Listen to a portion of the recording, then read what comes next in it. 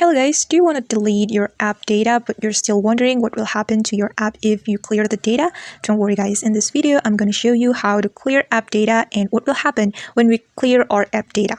Let's get started. Go to your settings and then scroll your screen until you find apps option. It's right here. And then you got to choose the app that you want to clear the data, and I'll go with Instagram. Alright, and then you got to click storage right here and click clear data, and you got to click OK. Okay, and then let's see what happened to Instagram. Alright, we got to go back to home screen and open the Instagram app.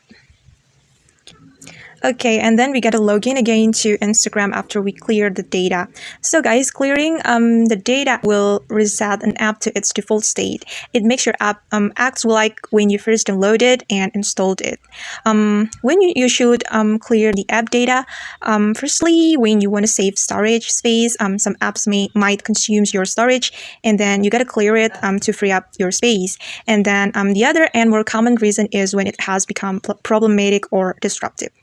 Okay guys, that's the tutorial for today. I hope this video will help you. Thanks for watching and see you on the next video. Bye!